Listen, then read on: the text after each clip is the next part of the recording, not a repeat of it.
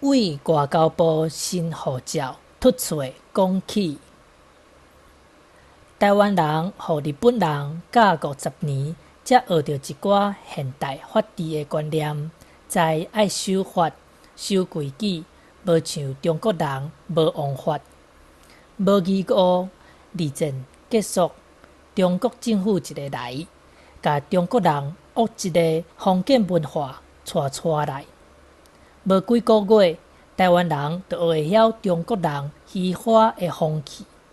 请参考记者出身的前辈作家吴独流先生的无花果台湾连翘这本册所写的。俗语讲：学好3冬，学歹3工，确实无错。台湾从1945年到今，浸伫中国蔣光文化超过70年。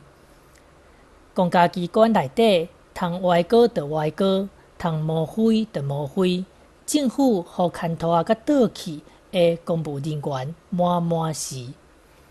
2016年，政党搁替换，民进党第2摆摕到执政权，蔡英文政府就台，毋过公务人员无替换，因的歹习惯、拗文化还是无改。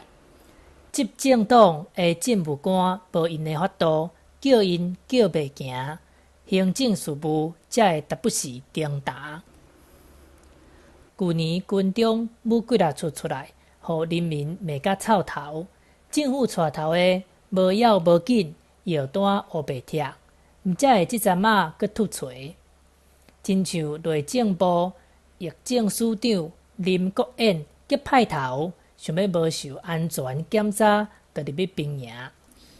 外交部领务局新护照内野的图斗毋着，画到美国的机场去，掠甲规台湾做风台。即两件代志，拢互蔡政府下死下静。前一阵仔赖清德就任做行政院长，真无简单，才甲民意调查扭较悬小看，连面就搁落倒去啊！正经是古早人咧讲的，10年成一不足，一朝败一有余啊！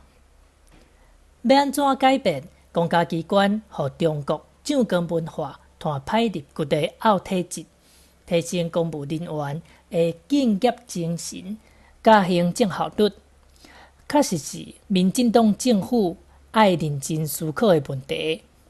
若无较拍拼咧，继续互遐个党国伊结创空，2018的期中考恐惊就歹过关了。